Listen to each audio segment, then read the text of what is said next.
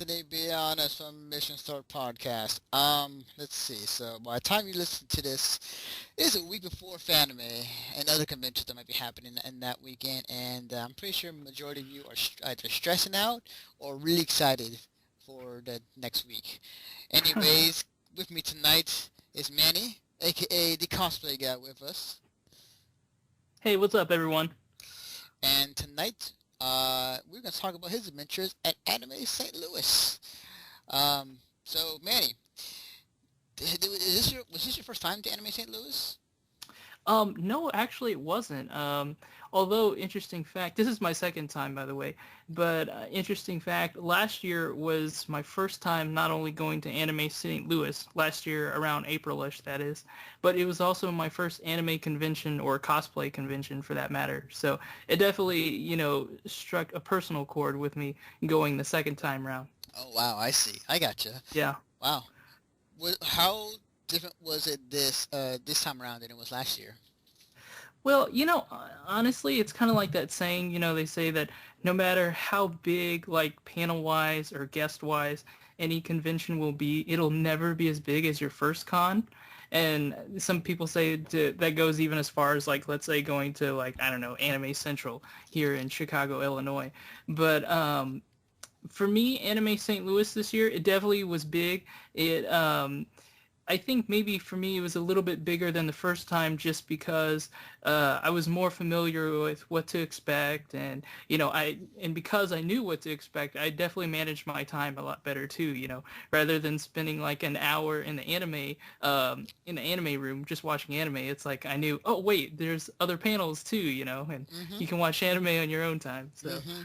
Yeah, it's funny sometimes when it happens. It's like you'll see people who will go to anime conventions to watch anime when there's a lot of other things going on around the convention. Or, I mean, like it is pertaining to anime, but it's just like it's funny to go to an event for something you've already been doing like at home for the past yeah. how many years.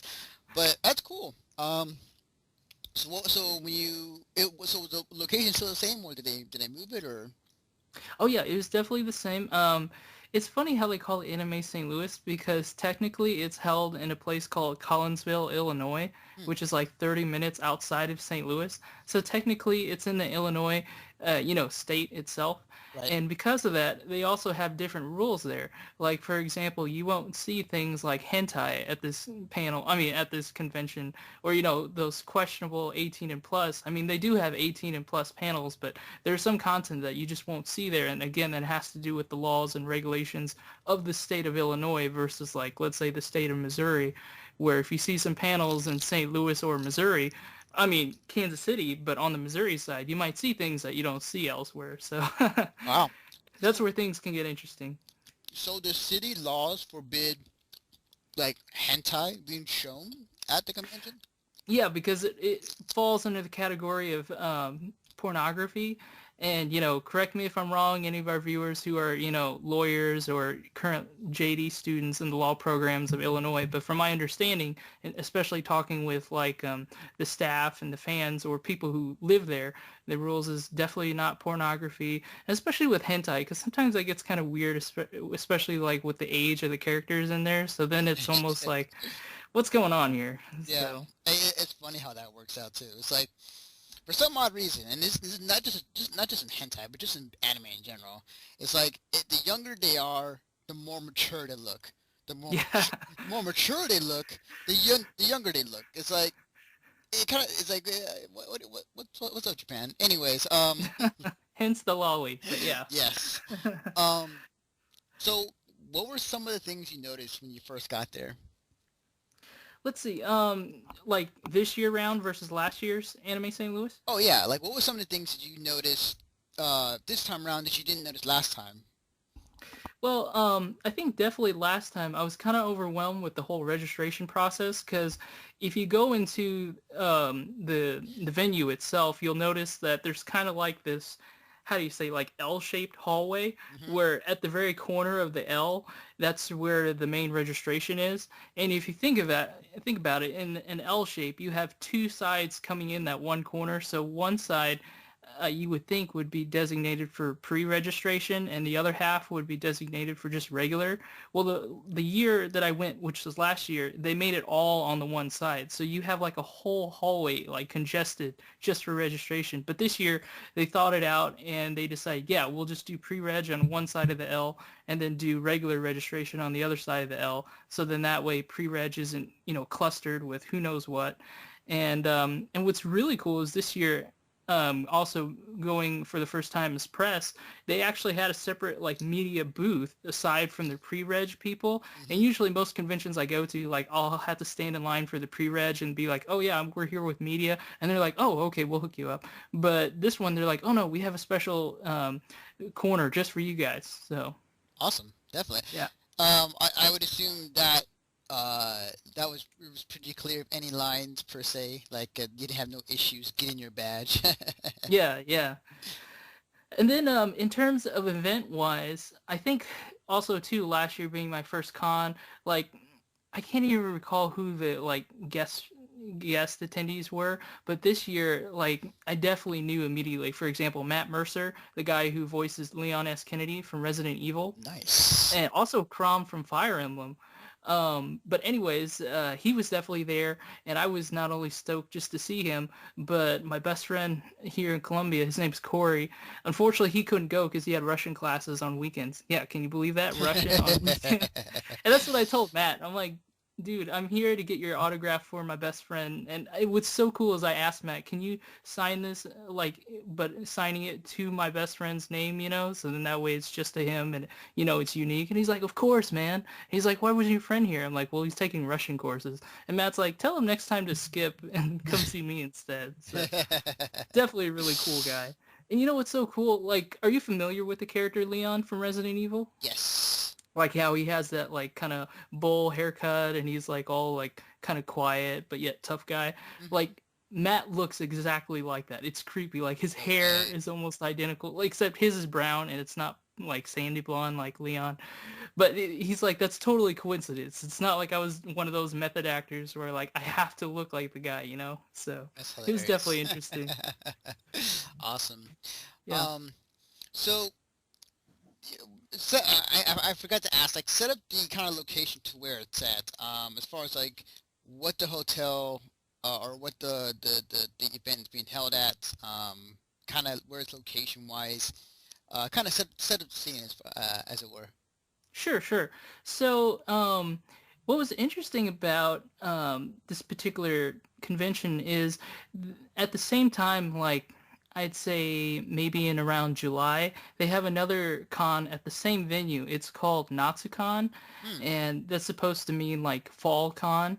And and basically the idea behind it is that it's like a smaller convention, but at the same place. And typically the rule of thumb is when you go to Natsucon, you want to stay at the hotel that's like right next to or connected to the venue, because supposedly by doing that, just by staying at that hotel, your badges serve as like VIP press badges. So when you go to any kind of panel or event, you get to stand in a line that goes ahead of everyone else. Nice. So that's kind of a perk in itself.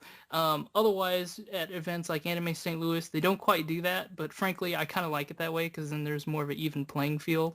Mm-hmm. In fact, what I thought was interesting is with them, it's like if you're press, you don't get like special amenities, like you get to go before everyone else. It's more like you're there, you have your con badge, but just try to blend in with the rest of the group and just be respectful and be yourself. So I think that's kind of an interesting take they have on that. But typically the hotel I stay at is actually at a and it's not like we're trying to make endorsements here, people. But, I mean, we don't those, mind it, but yeah. But uh, especially if there's like complimentary rooms for us for making those endorsements. But anyways, the one I usually like to stay at that my buddy recommended was actually this Days Inn hotel, which is about like I'd say a soccer field distance away from the actual venue. Okay. Now the downside is you do kind of have to walk through these fields just to get to the convention center, but it's like I said, it's only like a soccer field distance, and it's not like you're walking in tall grass. It's just there may be some mud, and I could see like on a hot day that's not really convenient, especially if you're in like thick armor. Mm-hmm. But to me, I mean, for considering the cost of the hotel, the amenities you get, and the fact that you only really use the room to like crash, like I'm not one of those attendees that spends 50% of the time at the venue and then the other 50% in hotels. So. Right, for sure. In terms of speaking of hotels, like how many hotels do they set up for this convention? That's a good question. I mean, primarily within that area, there's like the two that I'm most familiar with, which is there's the DoubleTree, which is like the nicest of the hotels within in that area, and the perk that it has is that it's practically right next to the venue, and that's the one that gets the VIP pass during NatsuCon. Um, of course, there's the Days Inn that I like to stay at. There's a couple of motels that are near that area, but for in terms of the amenities you get and for the price, I really feel like Days Inn is the best bang for your buck. Mm-hmm. Now, some of these other motels, what they'll brag about is, well, we're literally right across the street from the venue, so you don't have to walk a soccer field's distance. But I don't know. To me, I like having that continental breakfast, and the rooms are pretty decent for what you pay for. So. Mm-hmm. For sure. That's awesome. Yeah. Um, so as you're walking around the venue, at the convention center, what what were some of the yeah, can I talk tonight? What were some of the cosplays that stood out to you? That you had to kind of stop and take a picture immediately. Oh gosh. Um, yes, sometimes you like blend all of those together, especially when you go to so many cons back to back. Mm-hmm. But definitely one group that stuck out with, and I fortunately had the pleasure of interviewing them around June of last year, which is the Star Wars group, the 501st. Oh, awesome. And yeah, in fact, there's this guy, contact that I have in Kansas City, Missouri, or Kansas City, Kansas, depending on which side you're on. And his name's William Holmes, and basically he's the kind of lead representative of the 501st group over in that area. And he also works with some of these other guys, like I believe another guy's name is Richard Heffernan, who's also in charge of like the Rebel Legion that's over here in this area. So seeing a lot of those guys, stormtroopers, rebel pilots, Princess Leia, definitely Boba Fett's, like they have a Mandalorian Mercs club. So if you're into Boba Fett's character or even the Mandalorians, like even the clone troopers, there's definitely a place for you. So seeing those guys, that's always cool. Things outside of Star Wars, I'm trying to think. Um, I saw a couple of really good Wolverine cosplays, and that's Nice. actually kind of a rarity out here, believe it or not. Like I see more of that in like YouTube videos for like the animes the conventions out in your area, Mm-hmm. but around here you don't see too many Wolverine cosplays, so that's definitely refreshing. Mm-hmm. Um, Definitely seeing a lot of Frozen cosplays. It's funny. It's funny, and and I'm not sure if you've seen this meme, this picture that I've been flown around, but like it said like it goes in years. Like in 2012, it was like a shit ton of Sword Art Online cosplayers. In Yes, 2013, all the Kiritos. and then in 2013 was a shitload of Attack on Titan cosplayers. Yep, And then this year, I had figured there's gonna be a shit ton of Kill la Kill cosplays, but actually, it turns out that Frozen is the one that everybody is cosplaying. It's like, I know. yeah, I didn't see that coming. Definitely. But oh yeah, I know. I almost forgot. And I even have a picture of it in the article for anyone who wants to take a look. It was so cool. I stood next to this guy who made his own cosplay of Iron Man, but Hmm. rather than just doing it like everyone else, he made it so it looked like it was made of parts from the Scooby-Doo Mystery Machine van. No way. Yeah, man. I mean, it's got like, the turquoise and the orange on it. And I didn't get a picture of it because I thought that'd be kind of weird if I took a picture of his butt. But basically on his butt Yeah. was the license plate that said Mystery Machine. So, Oh, that's so yeah. cool. Yeah, it was really cool. And it even lit up and everything. I mean, it was legit. Nice. I was talking to him in line, and he said it took him about a good month just to make it, which I thought was really impressive. I mean, something at that detail, I mean, for me would take at least half a year, definitely not a month. Oh, for sure, But for sure. yeah, And then, although the one downside, he says it would because of the way he casted it, like there's no way he could sit down, and his mobility was like maybe at 25%. So the whole time he had someone with him, like constantly having to give him water and stuff like that.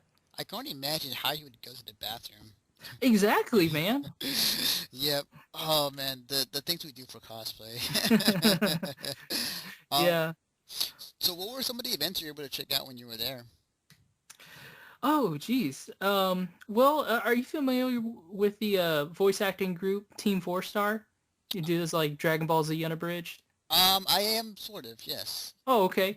Well, anyways, basically, for anyone who's not, on YouTube, you can check out this channel called Team Four Star, and of the many projects that they're known for doing these like parody voiceovers, the most famous they're known for is this one called Dragon Ball Z Abridged. And basically, what they do is they go all the way back to like episode 1 of Dragon Ball Z, and they kind of like summarize it. But what they'll do is they'll take the more popular or familiar scenes, but still keep like some kind of story to it, but they'll redo the dubbing over it. So they'll make it like really funny or say things that the characters would never say, but it still kind of falls in line with the story. So it's definitely something funny and worth checking out.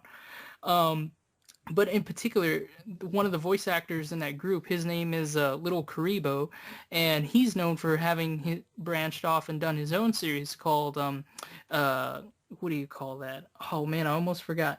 It's not Pokemon Abridged. It's oh my goodness, that guy who goes duel. You know who I'm talking about? Yu-Gi-Oh! Yu-Gi-Oh! Yu-Gi-Oh! Oh Yeah. my goodness, how could I forget? Yeah, so he did his own called Yu-Gi-Oh! Abridged, and he did the voice of like the three main guys in that one, like Yugi, Joey, and I think Tristan. So yeah, I've seen only a couple episodes of that, but it was still really funny, and just hearing the guy talk, he's definitely a funny guy, but also very inspirational, because apparently he was going through some tough times before he caught on to this. So I just think it's interesting how, people find hope in some of the most like risky kind of lines of business or lines of work, I suppose. Gotcha, gotcha. That's cool. That's Yeah. awesome. And of course, attending Matt Mercer, the voice actor, he was definitely cool to listen to and hear his story. um, when you were walking around at the convention, was there any moment where like a random thing just happened in front of you, or like something that you witnessed from afar that only can be experienced at anime conventions? Oh yeah. Well, talk about randomness. Oh yeah, like in the article too that I wrote about Anime St. Louis, towards the end, I have this brief clip or video of the fans just waiting in line, like before they open up the doors. And Hmm. like any other place you'd go to, people would just, stand there and talk. But in this one, not only the staff, but the fans themselves, they all got together and they'd start singing songs that they all knew of. And one of them, of course, was the Pokemon theme. So it's like, only at anime conventions would you ever hear or even see that. Anywhere else, it'd be like, it would just be out of place, and then people would be kind of embarrassed or maybe not have the guts to sing along, even though they have the whole song memorized. Hmm. Yeah, So just definitely. just seeing things like that. Um, I'm trying to think if I saw any like, random instances or even cosplays that, just, had people at awe and starstruck. I can't think of any at the moment at this particular convention. Maybe I might think of it later on in this our discussion. Oh, for sure, definitely. Um, was there as far as other events that you managed to catch, were you able to catch the masquerade? Yes, I was. And let me tell you, that was the first masquerade I've ever been at, Hmm. and it was totally unlike anything I've been to in terms of especially like a fashion show or a cosplay contest. Because apparently at the masquerade, it's almost a little less organized, and it's almost like, okay, here are the people who are gonna go in this order, and they almost get from 60 seconds to like 5 minutes to do a skit or just to kind of like run out there, show your cosplay, and then run back behind the curtains. It was totally random, and for someone who was using a whole new lens on his camera, I was like freaking out because I was trying to figure out, the lighting situation on my camera, and then at the Hmm. same time, I'd see like Link come out of one corner and then Iron Man come out of the opposite. I'm like, whoa, this has nothing to do with each other. And then I'm thinking, wait a second, why are they both up there? Why aren't they doing it one by one? And then they'll both run behind the curtain. And then the next thing I see the entire, I can't remember how you pronounce it, the Iwasabi Swim Club, or Oh, yeah. that free swim, like literally there were five dudes up there. I mean, they were all like physically fit, but they had those like skin tight, speedo, like long pants and stuff like that, Hmm. and they were doing some like dance routine to some like Korean K-pop song. It was pretty hilarious and people were laughing, but it was just total randomness like that, man. It was unpredictable. And I guess that kind of answers your question about like just things that happen that you would not expect. Like I was not expecting to see the Iwasabi, swim team out there. Sorry for butchering the name, but yeah. Oh no, it's fine. Like, it's funny. Like, and I experienced the Anime Expo too. Was at Anime LA this past year, and like I never thought like anybody would be that fit for that anime. Yeah. And lo and behold, they were. So that's cool though. That's awesome that you went. Um, as I lay back and chill for a minute. As far as the staff, how was the staff there at MA St. Louis? I'll tell you what. I think to this day, I think one of the best staffs that I've dealt with, and it's almost kind of hard to tell between a three-way tie. Like I used to think that the staff at Cosplicon in Jefferson City, Missouri, I thought they were the best, and in a way, I kind of still think they kind of are. In fact, even this year, they're working with me in terms of letting me host my own panel, so I'm really excited for that. But but then attending Anime St. Louis again, I'm like, man, these guys are really nice. They're very organized. Something that was unique about Anime St. Louis this year that I've never seen at any other convention is that a lot of the staff members actually had like those megaphones. Hmm. So rather than just like, screaming or having to get, strict with people to get them to, listen, they just, casually be like, okay, ladies and gentlemen, please pay attention to these instructions so you get registered in time. In the meantime, let's have a great time. And while you're waiting, let's sing the Pokemon song, things like that. And people, because of that, they felt like they were welcomed and they were more willing to cooperate with the staff rather than being like, oh, I'm being told what I need to do and when to do it. Like honestly, when I went to SGC last year in Hmm. Dallas, Texas, and this was by no means a representation of SGC staff. It was more like the staff of the hotel people. I mean, those guys were really strict. I mean, there were several times they brought in cops just because they didn't feel like they were being listened to. And it's like, well, no, we're listening to you. It's just that, when you're treat us like kids, you're going to kind of get that response, even when we're acting like adults. So, Yeah, for sure, definitely. I definitely respect staff who treat you respect, but at the same time treat you not as if you're a kid exactly. because we run into those at conventions because there's just so many people at these conventions. It sometimes is hard to kind of get to somebody, and the age range is usually around like very young, like 10 to like into tweens and much older adults. So there isn't quite a universal way to express oneself. Hmm. But I do respect this any staff that like recognize you for who you are and what your age is and like really just kind of talk to you in that manner. So it's like yeah, I totally respect those type of people. Um, Hmm.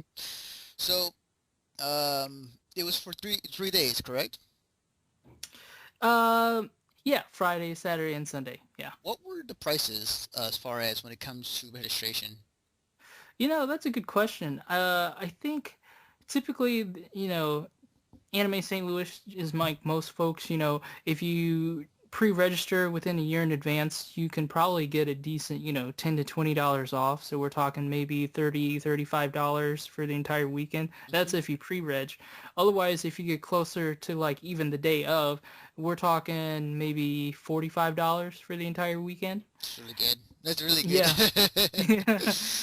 What's it like out in California? Oh man, so over here, I mean, it depends on conventions, but if you go to the big ones out here, say Anime Expo and Fanime, like for if you get your badge on site for the weekend, it's right now it's around 70-75 bucks Oh my god. for the whole weekend. Yeah. I mean, it depends on like other conventions you go to over here, but yeah, it's funny when I hear this. Like, oh, that's really cheap. Damn. Um, so, yeah, can I talk tonight? I know you went as press, to Mhm. cover the event, but while you got your badge, like, how did the registrations seem for the regular attendee? Like, was there long lines? Was the line always flowing so that there wasn't much of a wait for other people? Right, right. I think this year, especially in comparison to last year's ASTL, definitely the line was flowing a lot faster, and a lot of that had to do with better organization. They're like rather than trying to combine pre-reg and regular together, and Mm-hmm. then people get confused which line is which, they had them on completely different sides of like the hallways. So then you knew exactly where you had to be and when to do it. And what's even better is rather than just letting people form up and then kind of clog the hallways, so to say. Mm-hmm. They actually had staff walk by with their megaphones and be like, "Hey, ladies and gents, please be mindful of the attendees and hug the walls basically, but at the same time give everyone their space and play nice with each other, that kind of thing." So Oh yeah, for sure. Um, what? Yeah, were you able to check out some of the rooms there at the event, like or at the convention, like the vendors hall, the gaming room, and those sort of sure, things? yeah. What I like about Anime St. Louis is like for the gaming room, for example, I know sometimes with a lot of conventions that's hit or miss, Hmm. but one thing about ASTL is it is never a miss. They're always spot on in terms of, I mean, we're talking like at least 3 or 4 DDR machines. Um, they also have at least a couple of those like hand DDRs that you do like finger motions and stuff. Oh, nice. Yeah, they'll have at least like a couple of like Xbox 360s on or something like that with Kinect. So if you want to do those like dancing games, you can do that. They'll have like a Wii that's up there, and then they'll have an entire tournament set up where there's at least like 10 or 15 like Xboxes or Xbox 360s for like a Call of Duty tournament, and they'll do the same thing with PlayStation. Mm. But they'll also have things like Street Fighter or Mortal Kombat or also what's that Justice League game? That Oh, one that Injustice. Injustice, yeah. So they'll have contests like that or tournaments more or less. So it's definitely well organized. It's not like this idea that's just thrown in there and let's have gamers game. It's like no, it's definitely an event in itself, and I wouldn't be surprised if there are con goers who go there just for that. You Hmm. know. For sure. Eh, Just out of curiosity, what were the hours of the commission itself? Was it a curfew around like midnight, or was it a 24-hour convention? Right. Excuse me. I'd say, let's see, on Friday when I got there, I mean, they were already doing pre-reg, I'd say around 1 o'clock, and they ended at, let's say, maybe midnight. And then, like most conventions, they don't start up until like 10 o'clock the next day, and then it usually goes until like 2 o'clock because of the DJs and maybe some really, really late night panels. And then the same thing happens on Sunday where events start as early as 10, but then closing ceremonies closer to like 2 or 3 o'clock. Oh wow. Okay, Yeah. gotcha. Okay, so it ended at a decent time, Oh, yeah. but nothing too late. Okay, Yeah. curious. Um, but so as far as other rooms you managed to check out, what other rooms did you manage to check out when you were there? Sure. Let's see. There's also the tabletop gaming. What I really like about the ones they have at Anime St. Louis more than other conventions is sometimes it seems like the tabletop gaming is more like just a place for people to congregate and do the gaming itself, but they don't really sell like the cards or maybe the Warhammer pieces that you're looking for.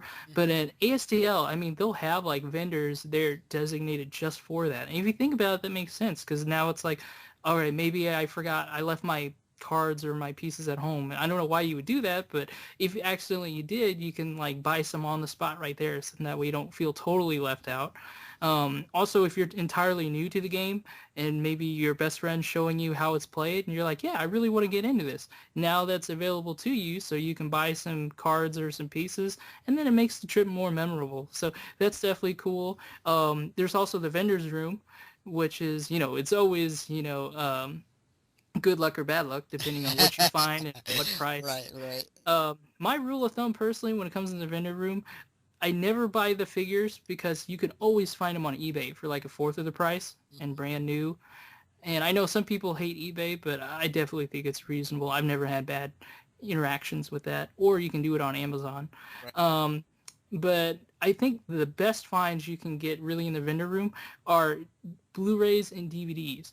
And that's new, not used, but just knowing your product. Like, for example, at NakaCon this year, I Hmm. picked up the entire series of Gurren Lagann on DVD, and it was a box set, brand new, never opened.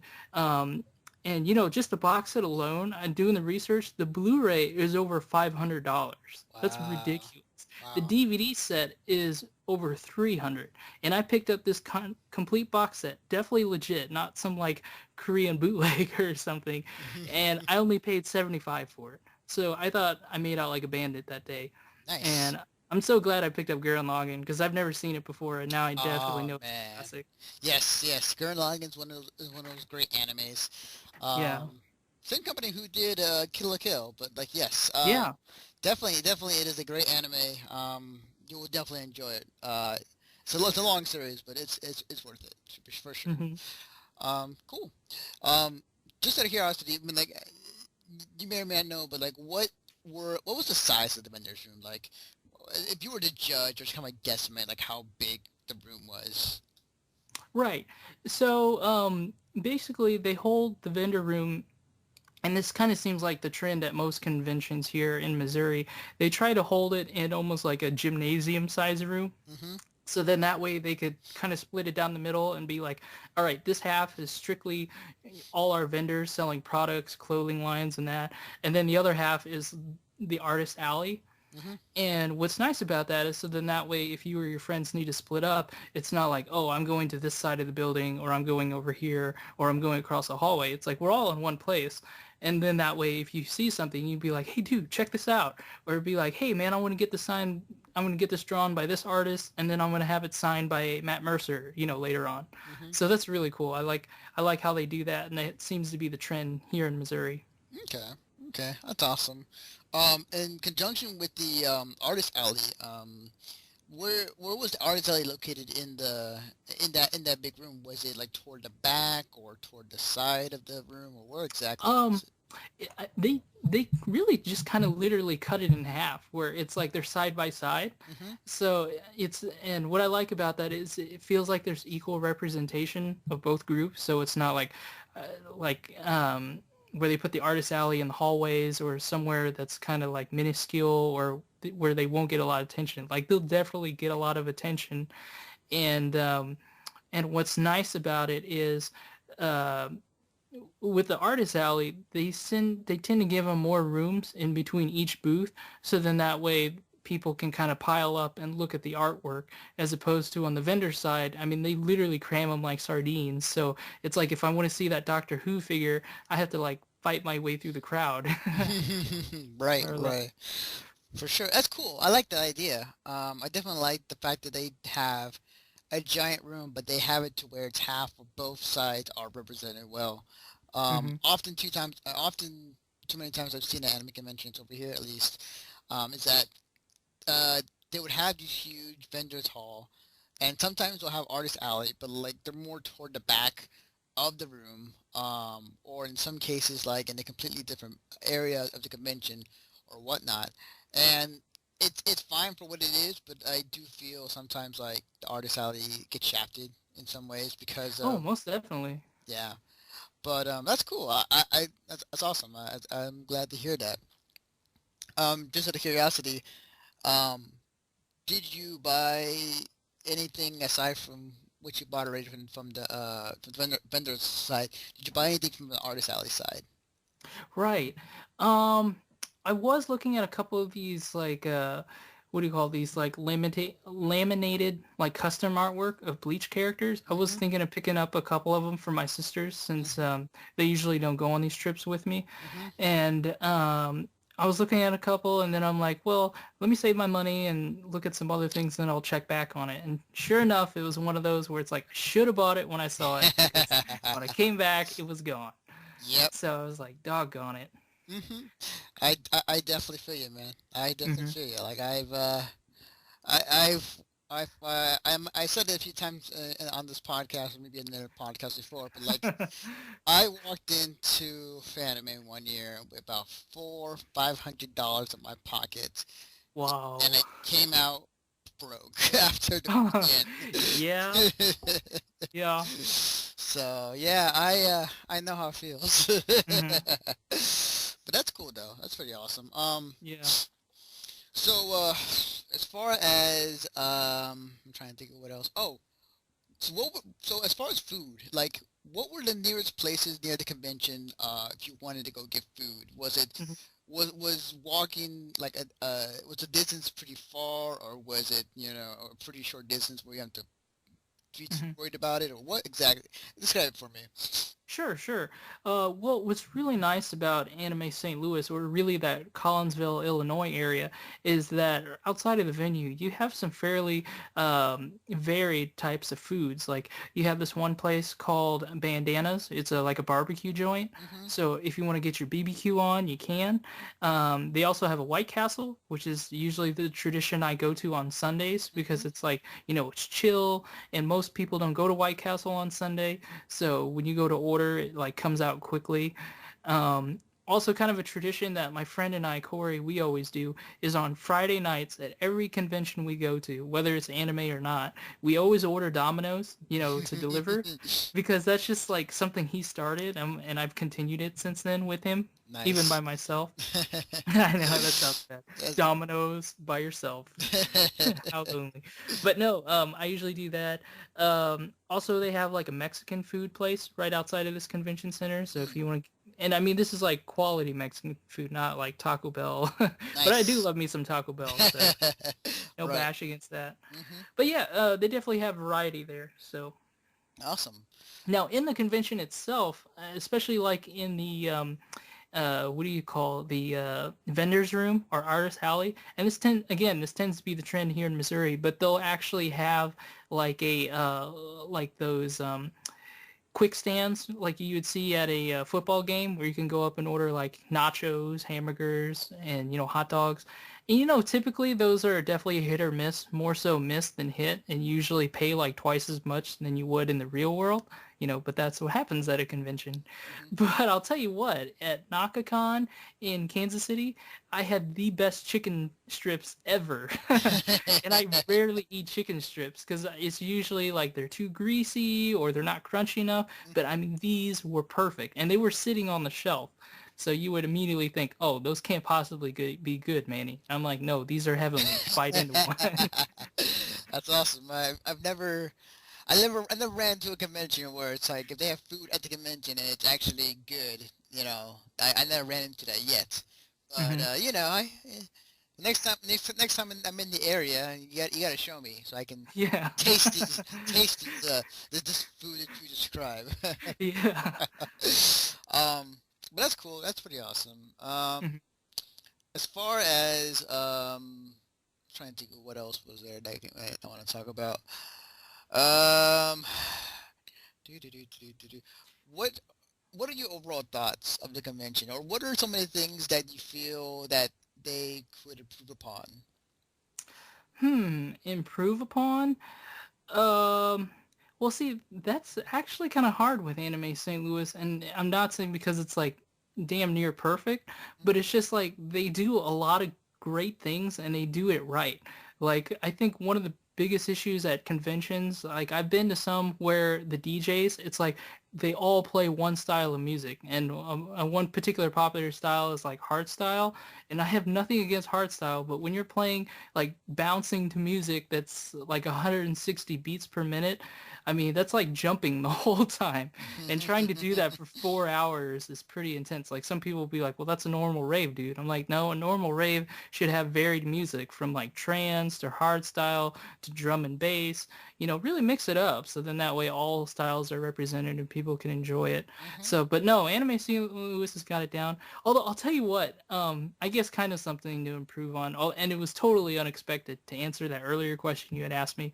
Hmm. When I went to the rave party this year, Hmm. like Anime St. Louis is, or even that area, has always been known to get like the best DJs around to perform. But this time they did a great job again.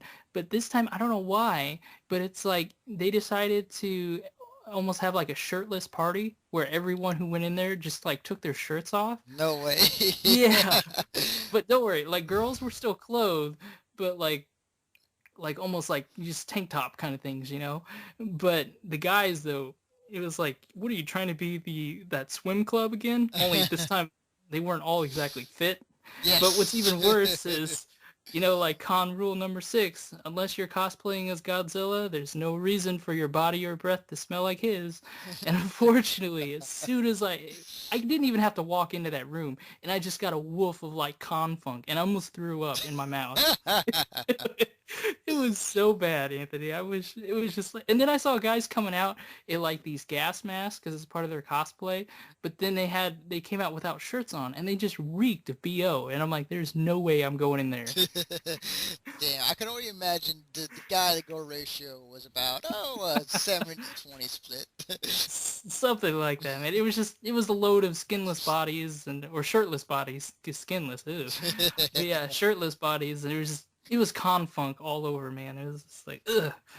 You know what's funny is like there was one time a friend and I went to a rave at a convention and it was there was so the con funk was so bad that my friend just put on like a handkerchief or just like a shirt over his face so just so he can breathe and then and like we're trying to dance and whatnot but it was just gotten too much and it's like he had to bounce but it's like yeah, Yeah. yeah.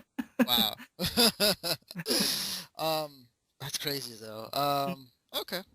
But overall, But yeah, overall you have fun, right? oh yeah, I had a great time. The staff, they're great. You know what's really cool is a good sign of staff is when you can actually like remember some of the names of the staff people and you see them the next year, and more importantly, they remember you by name and like not just like, oh, you cosplayed as Spider-Man. It's like, no, you're Anthony and you cosplayed as Spider-Man. You rock that cosplay, dude. And Uh, we're so glad you came back. It's kind of like that. oh wow. So Yeah, yeah. so it definitely has that kind of small town type of feel. Like everybody kind of knows everybody as far as like if people will go there for years when it comes to come to the convention. Oh yeah, yeah, definitely. And when you have groups like the Star Wars 501st group who not only just go there and cosplay, but they host panels and they're very friendly, it's like everyone gets to know them and they remember them for that. So I think that's really cool. Nice. That's awesome. Um, That's pretty sweet. And something also that's really cool that I like about Anime St. Louis, and it's kind of exclusive to them, is they really organize like things like the what's that called? Not the Doki Doki Cafe. It's a Doki Doki speed dating, and what am I trying to think? The something cafe, the not the Lolita Cafe. That sounds so bad. Hmm. You know what I'm talking about? It's The Maid it's the Cafe. one Maid Cafe. That's what it is. Yeah. You were dancing all around it, but yeah. Yeah, Maid Cafe. I've been to some conventions where it's like the Maid Cafe, there's like a ridiculous line, and then they'll only let like 20 people in at a time, so you're waiting forever, and then you may not even get in. And then I've been at some where you actually have to pay up front. It's like you don't even pay right there when you get your food. It's like, no, we'll tell you what you get, but you have to pay up front. And it's like, that's crazy. But no, they don't do that, and it's definitely well organized, so I like that. And even with speed dating, it's definitely organized, and it's a fun experience. So Okay. those are the kind of things you like remember when you go to ASTL or Anime St. Louis. Oh, for sure, definitely. I think that there's one thing I learned from going to conventions over the years is that every convention that everybody goes to, they always come out with some sort of story, like good, bad, weird, whatever. And it definitely is true. I mean, like that there is a reason why I do these Conover podcasts. But that's great to hear. Yeah. That's good. Cool. Is there anything else you can think of as far as like you might have forgotten to talk about Anime St. Louis? hmm there is one thing I want to add, and it was almost kind of something new to me this year because I didn't really take part of it yet last year. They had this event called Sleeping Samurai, and it was almost like an entirely separate event from the convention, even though it was definitely part of it. And I'm like, Sleeping Samurai, what is that? But I never got around to it last year, but I'm glad I did this year because what it is, have you ever seen those deals at the convention where these guys will like tape up like foam swords and stuff, and then they'll let people either pay or have a free amount of time where they get to bash each other with those foam swords kind of thing. Mm-hmm. It's almost like LARPing, I guess. Well, the Sleeping Samurai was a tournament designated just for that. And if you want, you can either, buy the materials and make your weapons right there, or you can actually buy the weapons pre-made and you can take part in the tournament. And depending on how far you progress, you could actually pick up like free little knickknacks from their actual vendor store right there, or you can buy it yourself without taking part. But I just thought that was kind of an interesting experience, and I've seen that happen at other places where it's just kind of like an on-the-spot random idea. It wasn't really organized, but this one, it was definitely an event in itself, so I thought that was interesting. Okay. Cool. I just remember something I wanted to ask about the cosplay. Did you manage to go to any of the gatherings, or was there a setup for gatherings per se, like either online or on the booklet or anything of that nature? A gathering as in like a little side party Or or just like a get together of some kind? cosplay gatherings in particular I'm talking about. Like for a series, like there might be a gathering at 2 o'clock for Marvel's Capcom or Good point. Good point. You know what? The thing is, those weren't really announced, but it's almost like somehow they were. Because, for example, when I was waiting in line for this one panel, I looked outside and I noticed like 100, and I'm literally not joking, 100 people in Homestuck cosplay. I'm like, where did these people even come from? And here's the crazy part. They were all huddling together in a circle, and they were all T-bowing at one time. Like, what? do you know what I mean? No way. Are you Yeah. serious? I'm not joking. Like, I wanted to take a picture and I tried, but I was taking it through a window, so I got a lot of glare from it and Huh. like people in the background. But yeah, they were all T-bowing for like a good 5 minutes. I'm like, Wow. what is this, like prayer time with Homestuck? And then out of nowhere, they all stuck their hands in the center, and then they jumped up and like cheered around. And then like their leader comes out, and he's in some like samurai Homestuck cosplay, and I'm like, I don't even know what this is anymore. And he was like giving him some like motivational speech. So I was like, what is going on over here? But I guess that would count as a gathering. Um, Otherwise, at most conventions, I don't really see that happening quite as much. But sometimes, like at CosplayCon last year, I noticed they'll be like, okay, at 2 o'clock, we're doing a green room photo shoot. So everyone who does like Final Fantasy, come here and you can get your photo taken, with the members of your group. And I took advantage of that for last year's CosplayCon, as you saw in the article that I wrote up on it. But that's about as the most or the best that I've seen it get. Nice, awesome. Uh, I just find that hilarious that they're all T-bowing. That's Yeah, I know. I was like, that what is is going on? that is random as hell. Like an inside part of Homestuck that I just didn't know about or something. I don't know. Yeah, but that's awesome. That's good to Yeah. hear. Well, Manny, thank you for joining me tonight to talk about all your adventures at Anime St. Louis. Hey, thanks for having me. Not a problem. Before we go though, where can they find you on the internet? Sure. Well, obviously, we're better than to go to check us out than at missionstartpodcast.com. That's where I post a lot of my article reviews and as many pictures as I can get from the convention itself. Otherwise, if you want to know a little bit more about me and specifically my involvement with cosplay, or also to see some videos I post, you can also check out the Mission Start Podcast YouTube channel, or you can also check out my personal website called thatcosplayguide.com. that's all one word, thatcosplayguy.com. And I just post a lot of weekly blogs. I also post some links to different anime shows from Crunchyroll, and then also a lot of pictures of cosplay, and also what my thoughts and feelings are on anime and cosplay in general. So Cool. Awesome. You can follow me personally on Twitter at Defective Naruto. You can follow the work that me and Manny do on the site at missionstartpodcast.com. We have YouTube, we have Twitter, we have Facebook. Please go like and follow and subscribe. It's going to be, see, so right now today is the 10th of May.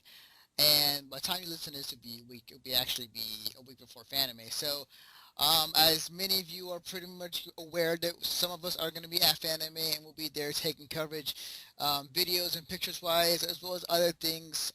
So if you see us walking around, hey, give us a shout out, say hello, whatnot. Anyways, thank you, Manny, for joining me for tonight. all right, well, I'd say that was a wrap. It was pretty awesome. And then with that, we'll see you guys next time.